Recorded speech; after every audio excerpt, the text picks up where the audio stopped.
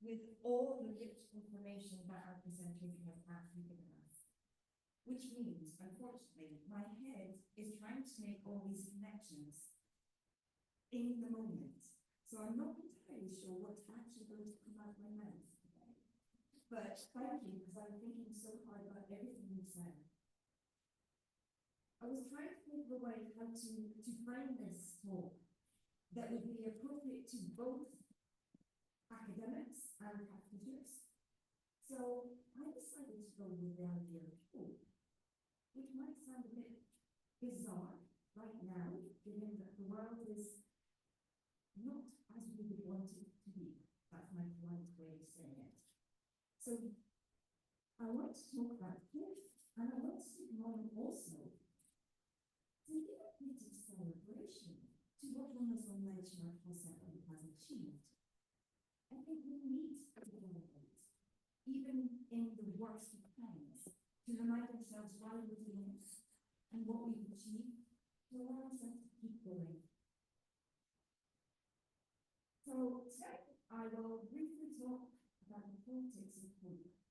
Often talk about the politics of hate, the politics of fear. But today I want to talk about the politics of hope and love. And putting this in context of the Muslim-led charitable sector in the UK, which, while it's a specific context, I do think it has resonances with a lot of what everybody has said over the last day and a half. I'll briefly mention my current research, but I really want to focus on the challenges and opportunities, which leads me to where these ideas came from. Some really great people have said some wonderful things, such as, do you like my reference here?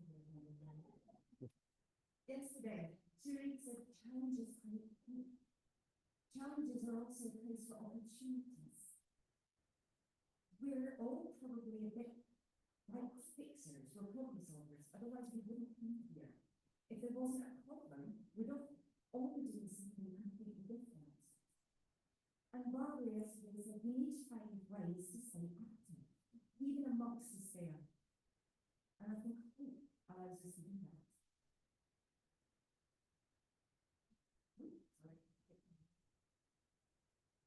So the politics of hope really has been something that's been bubbling away in my mind for about the last 10 years. The quotes on the board here, charity is just not sexy, is what I was told when I gave my first presentation on a paper about charity and politics. It was one of those conferences, not like this, where I had to spend basically the first 5 minutes telling the audience what the class was. And yes, this quote, charity is just not sexy, came from a white, middle-aged, Western, upper-class man.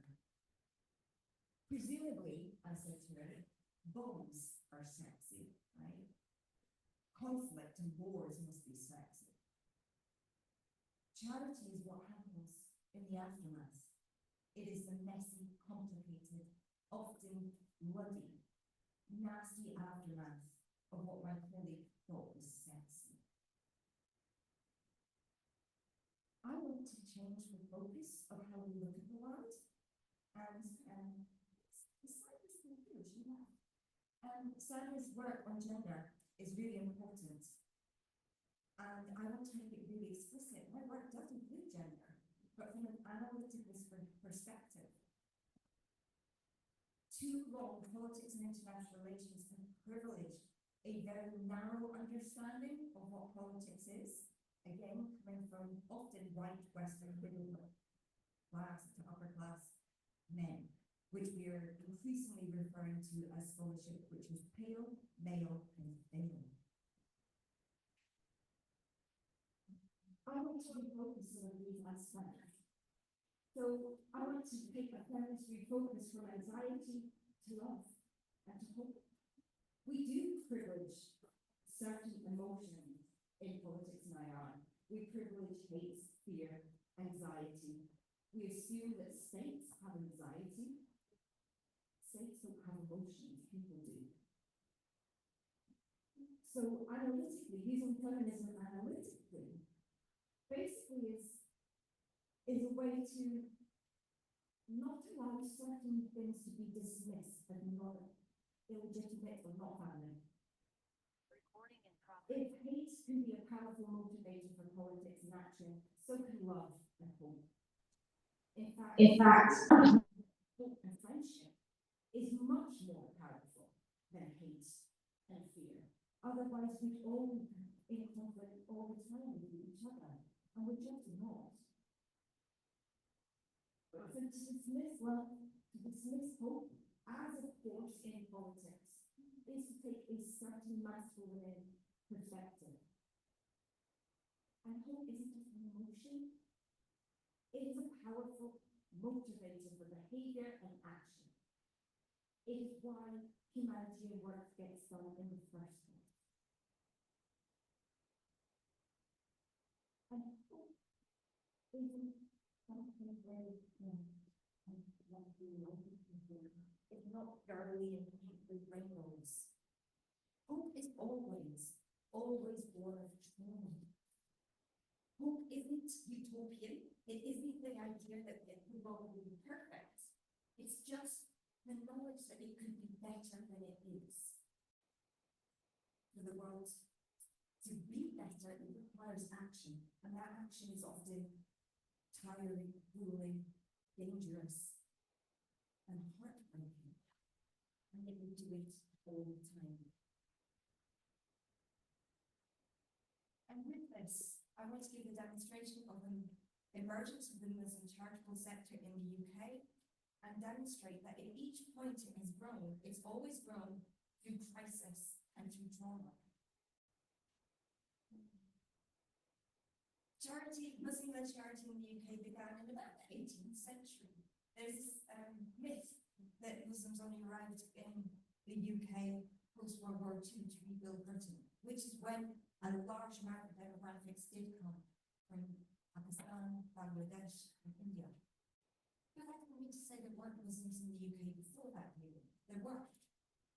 But because there weren't large demographics, charitable giving was largely very, very personal, either to neighbours or sending to places back home. Then charity developed more, became sort of semi-institutionalized with the creation of mosques. But the real big emergence was, of course, the founding of Islamic belief in 1984. 40 years ago. So that's a celebration, right? It is now one of the leading charities in the world. And it's come a long way. And it's spurring a whole host of other Muslim-led charities in the UK.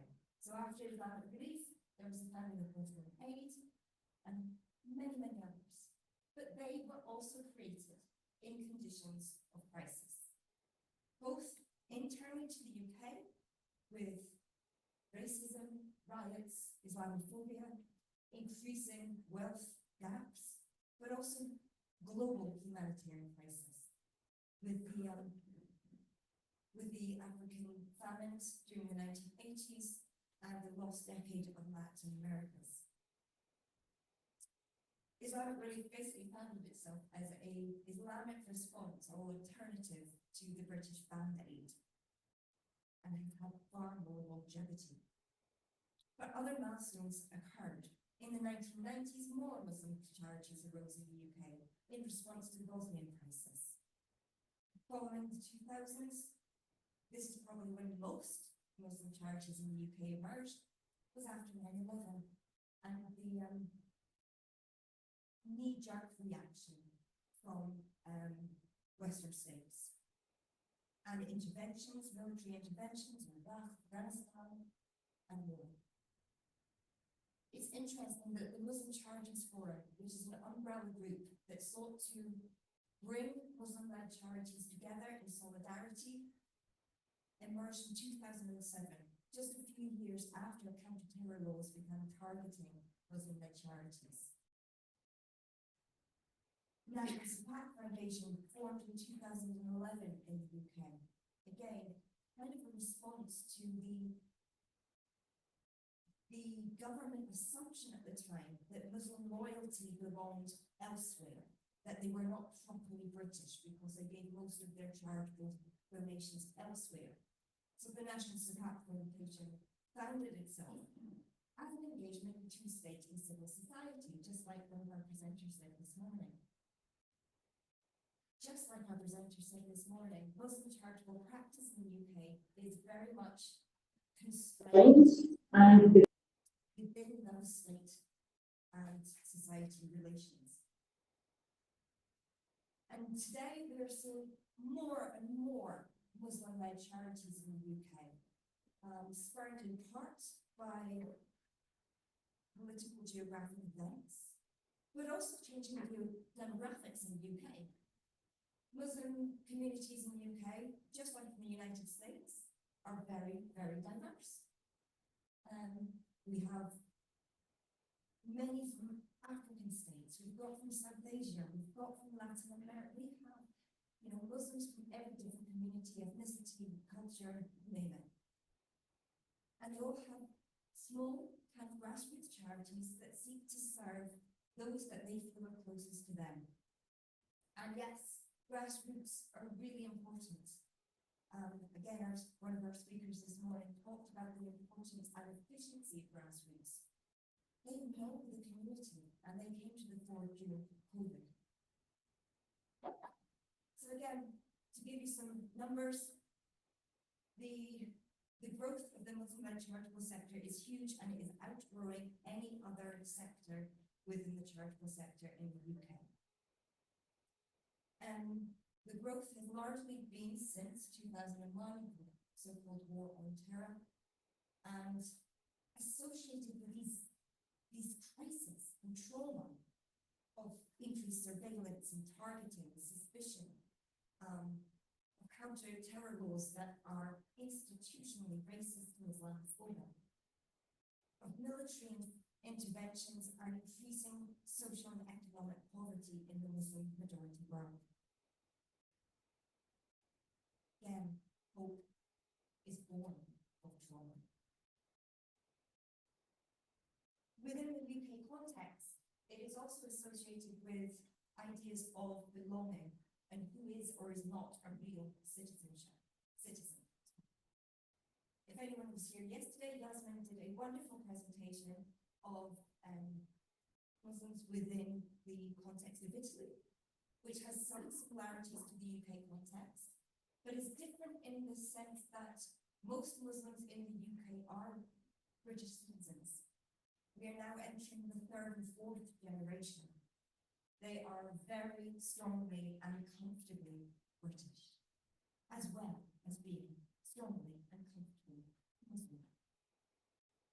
And yet, the government, the UK has recently had, I'm trying not to be too bad here, I'm very glad they are no longer our government.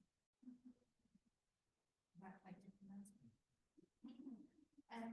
Our previous government seemed to assume that if you were Muslim and publicly Muslim, that you were a threat, that you were an enemy to them. Baroness Worsley, who was a member of the Conservative Party and an MP, and also a Muslim woman, has stated that, her party was institutionally Islamophobic and created an enemy within. Britain, prior to this recent decade, had followed a course of what we called multiculturalism, the idea that we have strength in diversity. However, ex-President David Cameron announced that multiculturalism had failed, that multiculturalism had led to isolationism, that different groups had isolated themselves and weren't integrating into mainstream society. He never ever explained what mainstream actually meant. So the UK shifted from this idea of multiculturalism to an idea of social integration or social cohesion. You can also read this as assimilation. The point was that whatever the mainstream is supposed to stay static and still, and everybody else was supposed to take the values and ideas and practices of the mainstream. this actually led to further polarization and hatred. I don't know how many of you are aware, but just last month, the UK saw riots, very similar to the kinds of riots that the UK saw in the 1970s and 1980s, associated with racism, xenophobia, and Islamophobia. We're also seeing increases of misogyny, extreme misogyny, that while it affects all women, it particularly affects women of colour, and if you put a hijab on that, it's like putting the cherry on top of the ice cream. They are, Muslim women in particular, are targets of violence, cruelty, and humiliation. There was a bit of a difference with the riots that turned out last month to those that happened 40 years ago, in that the anti-racist protests outnumbered the far right. And we have anti-racist movements. So again, there's a little bit of hope and optimism. But David Cameron kind of shifted this, the ex-Prime Minister David Cameron shifted the narrative from multiculturalism, strength and diversity, to this idea of basically assimilation, and also associated with economics again. After the financial crash, 2008, the UK has been going through what we call austerity measures. That is a withdrawal of state funds for welfare and social provision to the public that was framed in this term, big society. That instead of the state taking these on, society should do it. Most of society didn't, but the Muslim-led charitable sector did. They rose up and stood up and took on all the things that big society had asked them to do. And yet they are still being seen with suspicion and targeting. And I want to offer, and I think Muslim charitable practices, in practice, in concrete terms, actually offers a better framing of what social integration or belongings to mean. I'm going to start from this idea from Healy, but I think in time I want to develop an idea of social cohesion that is from the practices from Muslim-led practitioners themselves. But Healy says instead of thinking about social integration as something which we all have to assimilate into, that we can achieve we-ness, a sense of togetherness, not by adopting each other's values and assimilating into each other, but by simply accepting that we have a common goal that we can work to together. And this common goal was absolutely demonstrated during COVID. And apologies, I was reminded yesterday that nobody wants to talk about COVID. But actually, there's some really good lessons learned from COVID. Our presenter this morning, I think he said that in COVID was almost a blessing in disguise for collaboration work. It forced charities and non-profits to work together in new ways. So again, I think we've got important ways that the Muslim charitable practices can be used to counter these negative narratives. We can counter them by demonstrating that in practice, in concrete, real terms, Muslim communities are doing amazing things for everyone, and not just for their fellow Muslim communities. This is not isolationism. During COVID, it was Muslim practitioners on individual levels, as well as through mosques, as well as through institutional charities, that did most of the work. And they did it for everyone, regardless of faith or not. Some of the things that people did was amazing. This included grassroots levels, knowing who needed somebody to talk to, knowing who's needy, knowing who suffered from mental health issues and might need some extra support, from distributing PPE, what does that stand for again? Protective, I forgot. Do you guys know what I mean by PPE?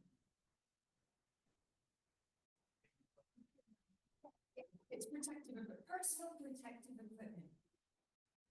Good job, I don't have to speak for a living. Sorry.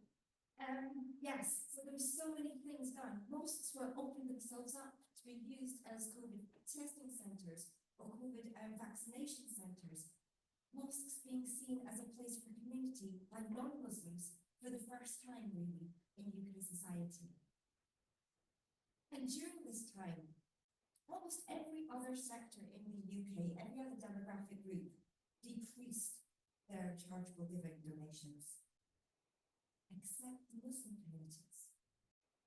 In 2014, a Just Giving report said Muslims in the UK donated an average of 3 times the amount of any other group by faith. This has gone up.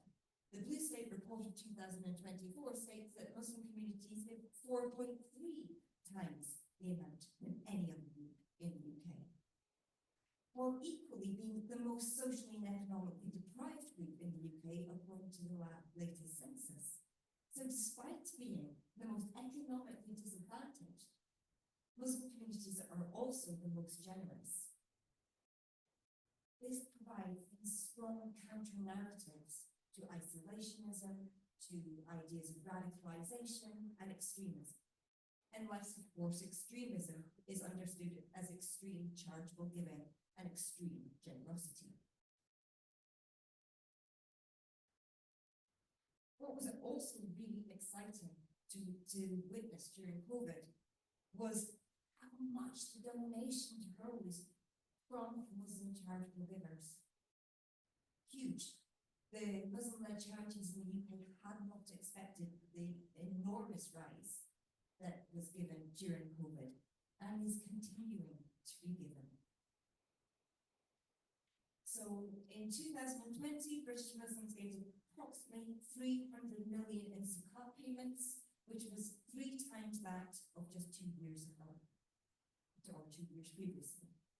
This is only the number that is calculated by what is given through mosques and institutional charities. Most Muslims in the UK will give their zakat individually, person to person, like it is elsewhere. So this is a tiny fraction of what is being given, and that doesn't include sadaqah. Sadaqah was given across the board to non-Muslims and to non-Muslim charities just simply because people needed it. And I personally think social belonging, social cohesion comes when we recognize each other as human beings with needs that we can all help serve. Some of this increased giving was also seen a shift or a pivot towards the UK itself. Traditionally, British Muslims have actually preferred to give overseas, even their zakat, by the way. The belief being that those in need could not be found in the UK, given that the UK has a state welfare. So the tradition has been to give zakat to places outside of the UK. But we saw a shift towards more desire to give to the communities, local communities. I don't actually necessarily see this as a nationalistic movement because it was localized. And these local groups at grassroots level were able to deliver what was needed at the time rapidly and efficiently in a way that big structures found clumsy and a bit, they weren't able to adapt rapidly enough. Some of it's also a critique of the British welfare state, and it's basically collapsing. It's not as strong as it used to be. We are seeing rising poverty in the UK amongst all groups. So while on one side the British government is reading the increase of Muslim charitable giving within the UK itself as a sign of loyalty, arguably it's not. It's actually a critique of the UK government saying you are failing our communities. I also think that there was an opportunity missed during COVID to celebrate the generosity of Muslim charitable givers and practitioners. That time could have been celebrated, and it wasn't. But the sector as a whole, the charitable sector, are seeing and recognizing the generosity of Muslim donors, and they're tapping in. One of our panelists this morning mentioned that more and more secular organizations are trying to tap in to the generosity without the necessary understanding of the legal obligations, the spiritual obligations and risks if it is not done correctly. And there is a risk of exploitation. And the truth is, Muslims in the UK will give to secular charities. They will give their sadaqah. They don't, secular charities do not need to tap into zakat.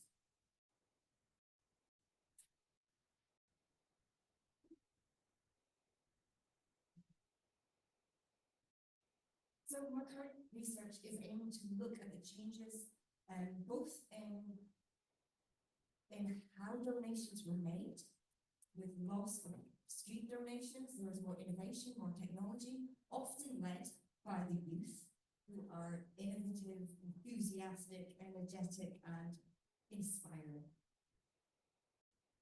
There, I also want to look to see where donations were being made in the UK and at local levels or national levels, but also beyond. I want to look at the collaborations that emerged during COVID that seem to occur rapidly. As we said yesterday, though, collaborations don't happen suddenly. They occurred over time with conversations, and they only really sort of started slowly, and those collaborations are still being built and nurtured. And I think what really shone through those collaborations is that charities and non-profits, humanitarian works, can collaborate without having to collapse their individual identities. I think that's what is one of the things that has thwarted collaboration, is because different institutions are fearing that they will become enveloped by the larger one. But that's not what we've seen. We've seen real proper collaboration where each institution and charitable organization has recognized the skills and particular expertise that the other can grant them. And less interesting for practitioners, I also want to contribute to theory to find a better, more inclusive, decolonial understanding of social belongings and social integration from the perspective of the world's majority, not the minority. Some of our current challenges are multiple. Now, we could collapse in on ourselves and say this is too much, we can't do anything. But if we don't do anything, there's just more and more suffering. So the challenges are also opportunity. There's increasing Islamophobia, and racism, institutionalized by counter-terror legislation, which is hampering the work of charities and non-profits. In the UK, we have ridiculous, meaningless definitions of so-called extremism that is also applied unevenly. The previous government, the Conservative government, released a new definition of extremism where instantly they said that the Muslim Council of Britain were extremists, while ignoring the fact that one of their donors had said about one of our MPs of colour that, and I quote, "She makes you want to hate all black people, you just want to stab her," or something like that. Apparently that's not extreme, but mention of Sharia or zakat is. So there's all these problems and challenges. There's also rising poverty and increasing need. COVID saw more millionaires and billionaires being made in the world than we've ever seen, and yet the vast majority of us have seen a decrease in our living standards. There is, of course, the opportunities, but also the risk of non-Muslim or secular charities trying to tap into Muslim donors. And within the sector itself, the UK charitable sector is very much dominated by certain ethnicities and certain backgrounds in the Muslim-led charitable sector. It's dominated by those from Pakistan and Bangladesh. And they're almost all male. So we need diversity. in terms of ethnicities, in terms of nationalities and gender. Age is really important, and social and economic background. The more lived experiences you have at boardroom and decision-making level, the better your policies are going to be. In order to get that diversity, it's not just a state of saying, we want diversity, come to us. You have to try and remove some of those barriers that stop people coming forward to begin with. When we talk about gender and wanting more women as leaders and taking a role, we also have to speak to men. Women find it difficult to come into these big, important roles because it takes time, right? And how are women supposed to do it? They're looking after the kids and looking after their mum and looking after their dad and going to school and also doing all the shopping and doing most of the housework.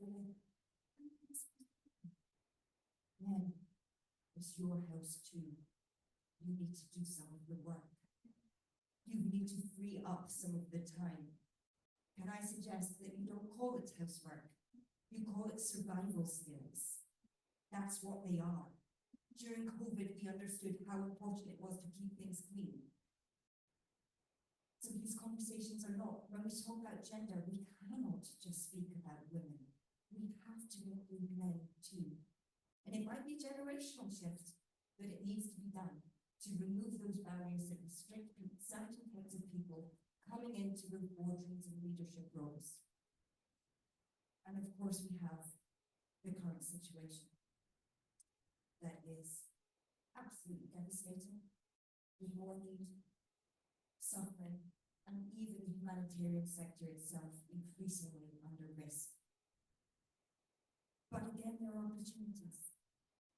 There's possibilities to connect more with each other, understanding that that does not mean a collapse of your identity, that we can work on each other's strengths and iron out our weaknesses.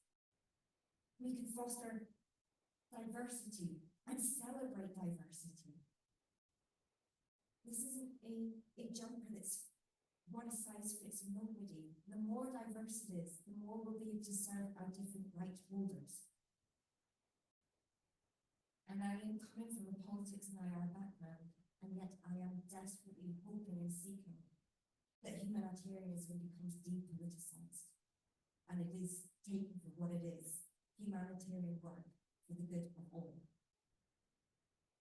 So I'm trying to say that even in times of crisis, even in times of despair, there is hope, and there is always an opportunity to celebrate what we have achieved, because we know we can achieve more, and that we cannot give up. And charity exists simply because of crisis, not in spite of it. If the world was a good place, everything was perfect, I don't know, I'd be looking at cat videos on YouTube right now. You know, I'd be doing something different, but the world isn't perfect. Not until we make it that way. And hope, remember, is a powerful tool for action and behavior. It is what will keep us active, despite everything. Thank you. Thank you so much.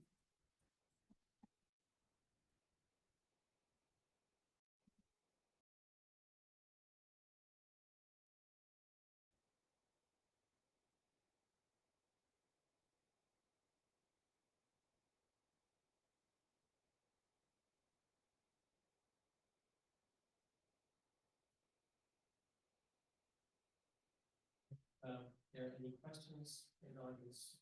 Thank you so much for this wonderful keynote. I was inspired, and I literally have like goosebumps, so I really appreciate that. But if there are any questions in the audience, please.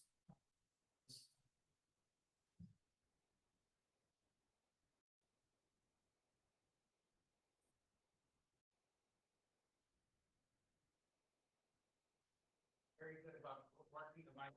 Thank you. I have a small remark from the previous slide, like from the challenges. You mentioned something like non-Muslim charities requesting the donation from the Muslim community. This is also something we experience in Turkey from a different circumstance, let's say after the earthquake, many high NGOs, international NGOs came to Turkey. Some of them came here to coordinate, to donate, but some of them came here to take action in the field. So when there is a funding open for the Turkey-based organizations, since they are registered in Turkey as well, they are allowed to receive those fundings. And because they have the international background, they can show all these procedures with say financial HR, blah blah. So they are 1 million, or like they're good, some good candidates to receive this funding. The problem is those kinds of fundings are aiming to support the local initiatives. Here there is kind of another dilemma, another question. So I understand your point there. But the thing is, I believe there is, it should be brought together with the context, because when you say non-Muslim communities, charities requesting donation from Muslim communities, when you take this as a case from Turkey, this can also be the other way around. So, like, I think here we have to put the power or the size of the community in the context to understand what this really means. But otherwise, it means, yes, a non-Muslim can receive donation from Muslim community and vice versa. So, but we have to give the context there as well, the power relation there. Thank you.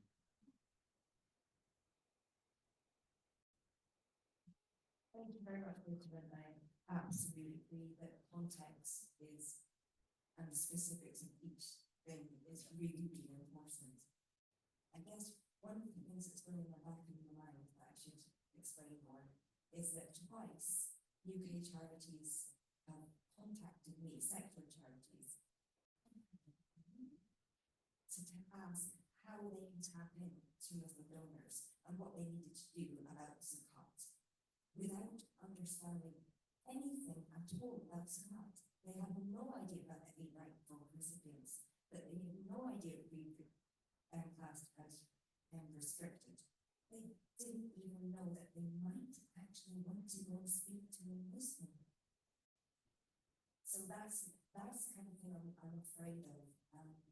I think there are areas where there can be really good collaborations, and as you say, given from both ways, Muslim to Muslim and non-Muslim and vice versa. But I think there are some secular charities in the UK that are really just looking at the Muslim community as what colloquially we call a milking cow. Yeah. I think there's huge danger there. And I think also the danger is that Muslim donors will trust these charities. They might give them money, and the spiritual ramifications of it not done correctly are too great to risk. And we've also got the question of, will these secular charities advocate for the Muslim donors that they are exploiting? But thank you, I do agree that context is important. So I hope that my explanation helps explain where I'm coming from. And also great presentation, it's very important. Thank you. I think we have a question here, and then we go to Barbara. Yes, good morning. Barbara, you were talking about Samantha, sorry. Oh, I was Barbara already. Sam. We were on a conversation yesterday about the attitude of banks who are now not risking their position in order to help with the charitable organizations, especially in the context of UK, right? Okay, I mean, I think that is not, I mean, that case is not universal, at least in the case of Malaysia. I'd like to share whether that could be something that other markets could learn. Because what we have is one of the first, I mean, the first Islamic bank in Malaysia, which is Bank Islam Malaysia Berhad. What they did was they consciously established a Sadaqah house, which is their charitable foundation that consciously help the underprivileged, the SMEs, women organizations and so on. And I think with that initiative, they are creating the norm, I think, within the Islamic banking fraternity, so that banks start to look into their risk, what we call practice, to include the work of philanthropy as part of their banking value provision in society. I don't know how they manage to look at their risk valuation, but then probably they categorize themselves into two organizations, so to call, where for banking they have separate risk, and they are willing to take that risk in this what we call philanthropic world as well. So I think that's probably a start for Malaysia, and I'm not sure how in other part of the world that are being, how bank involved, so on. I mean, the question somebody asked Shahidi yesterday, why the global bank doesn't really involve and, to include the risk strategy to include philanthropy as part of it. So, yeah, those are probably a little bit of spark of hope to our movement.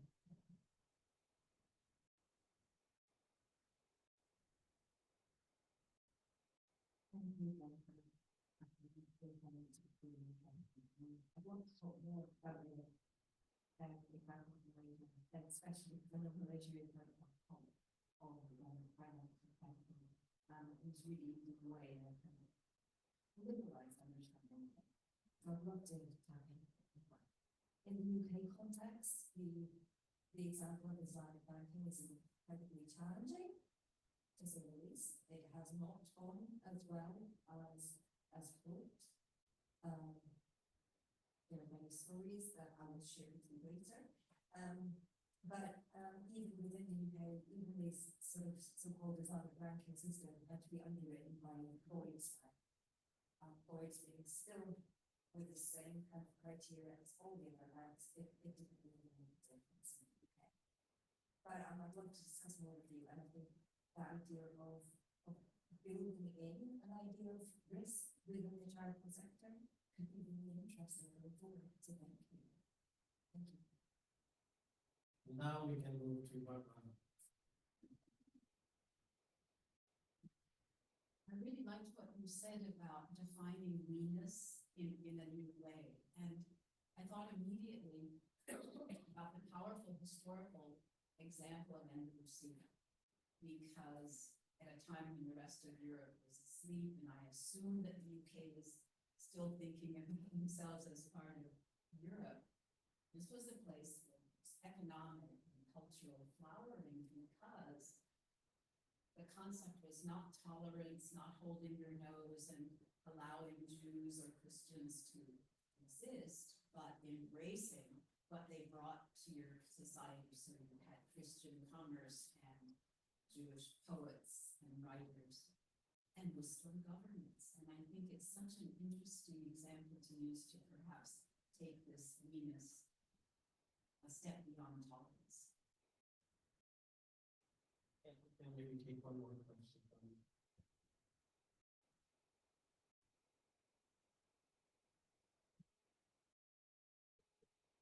Thank you, Dr. Samantha. I'm going to try, but I'm still excited about what you said. So you have definitely done a great job in inspiring us. So way to go. I took something else from your focus on hope. If you look at the history of Muslims in the UK or in the US, and if you plug in the word capacity building, it is just an amazing story.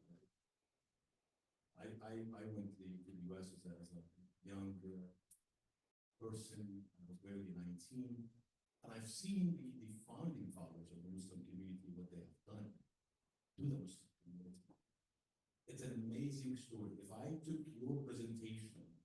you took your presentation and just change a few words on it, put a focus on capacity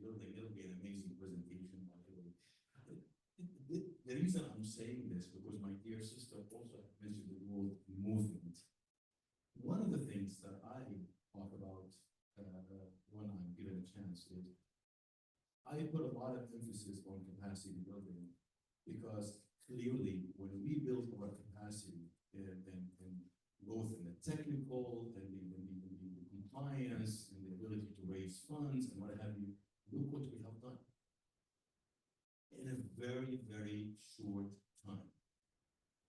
So there's a lot of things to be said on the importance of capacity building. Now I'm going to tie it to charity. Now, how do you educate? And I think I'm talking to somebody outside. It's an issue of we want smart donors. It is in our interest to, with a lot of, we have to be cognizant of the fact that a smart donor is far more important to us in terms of sustainability than a regular donor. That doesn't mean that a regular donor is not smart. Smart in the sense that they don't have to associate donations with emergencies. This is exactly what I'm talking about. Charitable giving can be associated with capacity building. Now, what is capacity building? It's a spectrum of things, you know. Emergencies gets a lot of attentions, education doesn't. Emergencies get a lot of attentions, economic empowerment doesn't, and so on and so forth. So capacity building, I'm amazed by your presentation, by how you framed it. And I'm thinking, man, if I just take some words and put capacity building, you just gave me an AI version of what my next presentation would be like. So for that, thank you very much, and I appreciate what you said. Thank you so much for your lovely comments. However, that's a genius idea. Do you mind if I take that idea and pursue it for a minute? Amazing, thank you. I also totally agree that we need to get away from this idea that tolerance is a virtue. I absolutely 100% agree. I don't think it's really good. Well, however, that way, we speak about tolerance as something good, but how would you feel? I'm sorry to pick on you. How would you feel if I said, Muhammad, I tolerate you. I tolerate your presence. That's horrible. I don't tolerate it. I respect it. I enjoy it. We need it. So thank you, Barbara. Thank you for pointing that out. We need to go beyond this base level and move up. Thank you. And yes, completely agree with their comments about capacity building and the amazing work that's been done. There's so much more to be done, but so much has been done in a short time. And everything you've said perfectly echoes what my research participants have also said about the need for capacity building, strengthening, and the need for smart donors. I will point out, the smarter your donors are, the more they're going to interrogate your charity and organisation level, which means that you may have to spend a lot more time on the governance and all the paperwork and documents and bureaucracy. So the smarter your donor, the more they're going to research. So it also has challenges, but again, challenges just bring opportunities. But thank you. I've really enjoyed all your questions. Thank you. Thank you so much, Samantha. With that, I think I just have one question for you. So you highlighted some challenges and opportunities. One thing you mentioned that there is a need for depoliticizing human kidneys. I absolutely agree with that. And you also talked about strong evidence for countermeasures. I think that is very powerful. I would like you to maybe expand briefly, if you can, on what are some ways for these countermeasures collectively when we think about philanthropy in global perspective.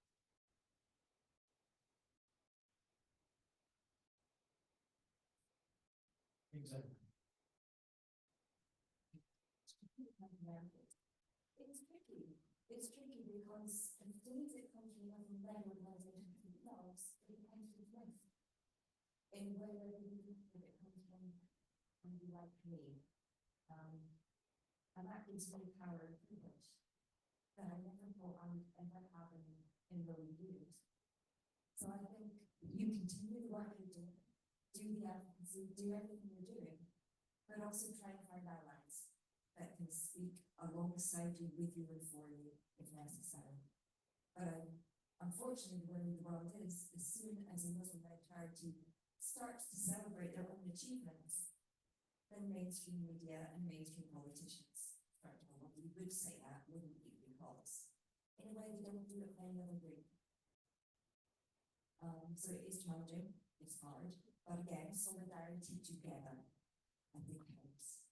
So more collaboration between Muslim-led, and also there's increasing sympathy from the larger